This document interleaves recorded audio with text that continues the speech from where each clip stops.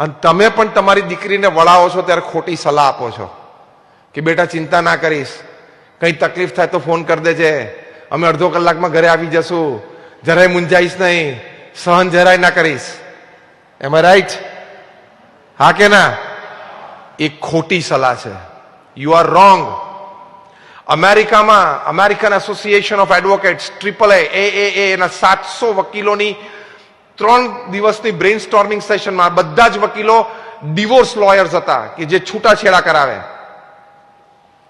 અને into bracket બધા લાખોપતિ છે. એ લોકોના 3 દિવસના બ્રેઇન સ્ટોર્મિંગ સેશન પછી જે કન્ક્લુઝન પેપર તૈયાર થયું અને યંગ કપલ્સમાં ડિવોર્સિસનું કારણ, એના 5 મુખ્ય કારણ એ લોકોએ નક્કી કર્યા ઓવરઓલ આખા દેશમાં.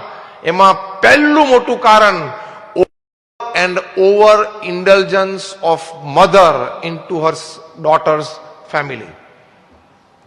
મોટું કારણ શું? એની માનું સતત દિવસમાં 3-4 વખત ફોન કરીને, સારું છે ને, વાંધો નથી ને, આજે શું થયું, તારી સાસુ શું બોલી, તો પછી ત્યાં શું કર્યું, આજે શું રસોઈ કરી, તારી સાસુએ રસોઈ વખાણી, શાકડો.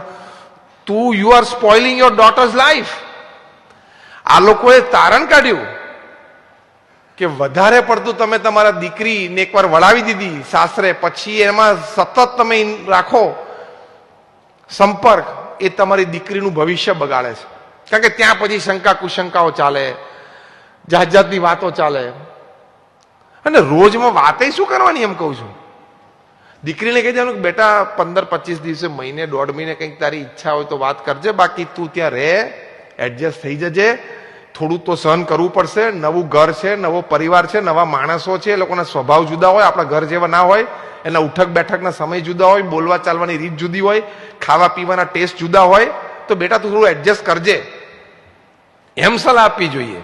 અને ચોખ્ખું કહેવાનું બેટા થોડું સહન તો કરવું પડશે, બધાએ કરવું પડે. ટોલરન્સ પહેલો જ શબ્દ છે. મારી દીકરીને મેં રાજકુંવરીની જેમ મોટી કરી છે, કેમ સહન કરે?